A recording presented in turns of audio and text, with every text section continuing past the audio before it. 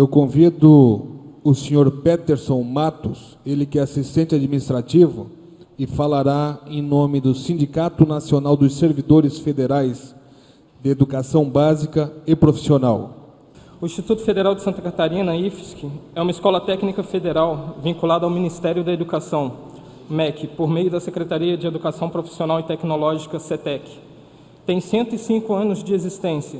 Em todo o estado, o IFSC oferta cursos técnicos profissionalizantes, cursos técnicos integrados ao ensino médio, cursos de formação iniciada e continuada, a exemplo do Pronatec e Proeja, cursos de graduação e pós-graduação em seus 22 campos.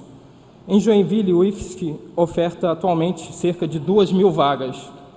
Prevê uma expansão com ampliação da unidade do bairro Costa e Silva e instalação na unidade no centro, no Colégio Conselheiro Mafra e CI Padre Carlos. Conquistas que contaram com o apoio desta Câmara de Vereadores. Temos os cursos técnicos de enfermagem, mecânica e eletroeletrônica, os cursos superiores de gestão hospitalar e mecatrônica, além dos cursos Proeja, Pronatec e de educação à distância. Nosso campus vem se destacando nos aspectos relacionados ao processo de ensino-aprendizagem. O êxito no trabalho desenvolvido é verificado nos altos índices de empregabilidade dos nossos ex-alunos, aprovações em vestibulares e, mais recentemente, no excelente resultado alcançado no Exame Nacional do Ensino Médio, ENEM, em que ficamos em primeiro lugar no Estado em relação às escolas públicas. Contudo, a atual conjuntura política e econômica brasileira tem promovido um grande descontentamento entre os servidores públicos federais, em especial nós trabalhadores da educação, devido aos cortes orçamentários provocados pelos ajustes econômicos. Dentro do IFSC, verifica-se cortes em verbas, em editais, verbas para custeio, investimentos, entre outras. Em virtude deste cenário, os servidores federais em todo o país mobilizaram-se nos institutos federais de educação. Houve a deflagração do movimento de greve no dia 13 de julho de 2015. Unimos-nos às entidades do Fórum das Federais em Greve. Neste fórum participam o INSS, aqui presente, IFC Araquari, IBGE, UFSC, entre outras entidades que têm unidades em nossa região. Dentre as nossas reivindicações, destaque-se a luta pela manutenção de um ensino de qualidade. Mas o momento que apresenta no Brasil é de retirada de direitos sociais, processos que combinam com o que está acontecendo globalmente no sistema capitalista. Nós, servidores federais, não podemos ficar apáticos ao que está acontecendo. Devemos lutar contra tal política, já que muitas conquistas que temos hoje foram conseguidas graças a mobilizações anteriores. O ajuste fiscal proposto pelo governo, divulgado em maio, visa economizar cerca de 70 bilhões de reais em 2015. O lado dramático é que os cortes orçamentários atingem ministérios estratégicos para a vida social. Cidades, 17,2 bilhões. Saúde, 11,7 bilhões. Educação, 9,4 bilhões. Eles juntos somam 55% dos valores a serem cortados, com fortes prejuízos no funcionamento do serviço público. Neste momento, os cortes na educação já superam 11 bilhões de reais, evidenciando quanto o slogan Brasil, Pátria Educadora é uma farsa. Neste momento, vou apresentar alguns slides. Nesse dá para observar o orçamento da União executado em 2014. A educação está ali acima da Previdência Social, em azul. É um pouco difícil até de encontrar, né, dentro desse gráfico. E os juros e amortização da dívida, né, em 2014, 45,11%.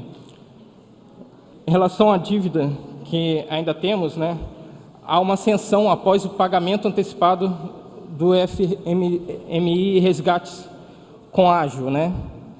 Em relação a isso, o lucro dos bancos também, né, acompanha essa ascensão. A arrecadação tributária, né, do governo federal, 55 trilhões, cerca de 76 bilhões em todas as áreas sociais, sendo 9 bilhões na educação, 9 da saúde e 1 bilhão, quase 2 bilhões da reforma agrária, que foram cortados. E o superávit primário, a meta do orçamento continua sendo destinada para pagamento da dívida pública. Quem perde e quem ganha com isso? Em relação ao salário dos servidores públicos, a perda salarial histórica, reajuste de 5% sequer repõe a inflação, nem com greve os servidores têm conseguido repor perdas inflacionárias, defasagem na tabela do imposto de renda, cerca de 60%, uma contínua retirada de direitos de ativos, aposentados e pensionistas. Em relação aos juros da dívida pública, o maior de juros do mundo historicamente, Selic de 14,25%, custo médio da dívida 15% ao ano, dívida tem atualização monetária mensal, cumulativa e em cima dos maiores juros reais do mundo.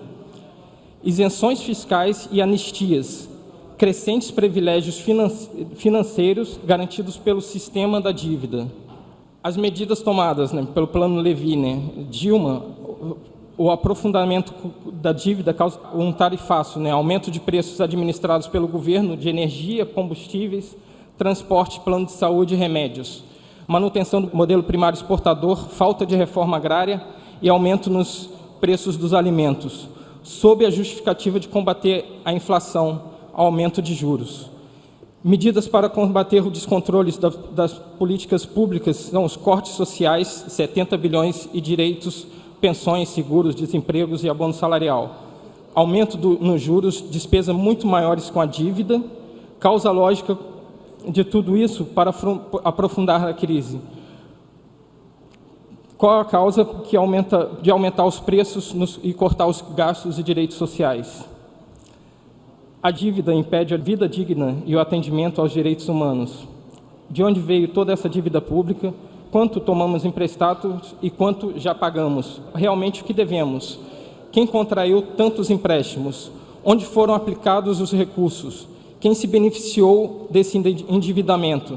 Qual a responsabilidade dos credores e organismos internacionais nesse processo?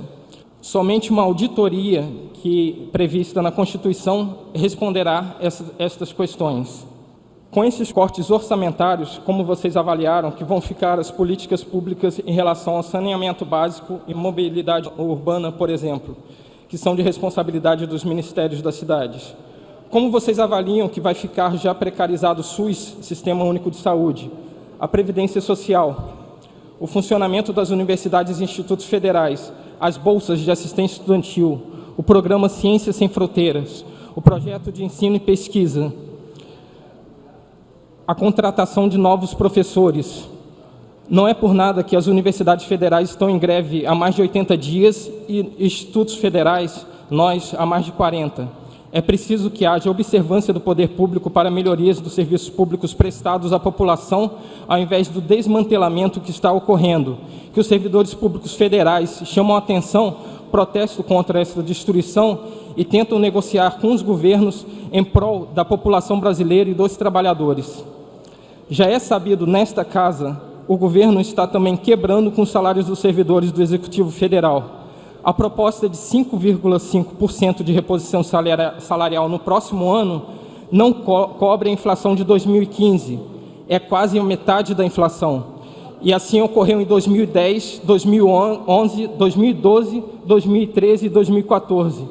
Além disso, tabelar um reajuste de 5% em 2017, 4,75% em 2018, 4,5% em 2019, é uma proposta infame que coloca o orçamento familiar dos trabalhadores, deixando-os amarrados por 4 anos a esta injustiça.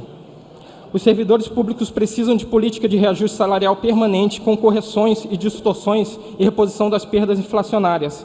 Reivindicamos data base, é um dos itens de nossa pauta. Solicitamos que seja aprovada aqui, nesta casa, a moção de apoio às nossas reivindicações para ser encaminhada à Presidente da República, Dilma Rousseff, ao Ministério da Educação, Renato Janine Ribeiro, e ao Ministro do Planejamento, Orçamento e Gestão, Nelson Barbosa, afirmando o posicionamento desta casa como sendo a favor do serviço público de qualidade. As moções são número 512 de 2015 e número 475 de 2015, ambas dos servidores públicos federais, atualmente em greve. Obrigado.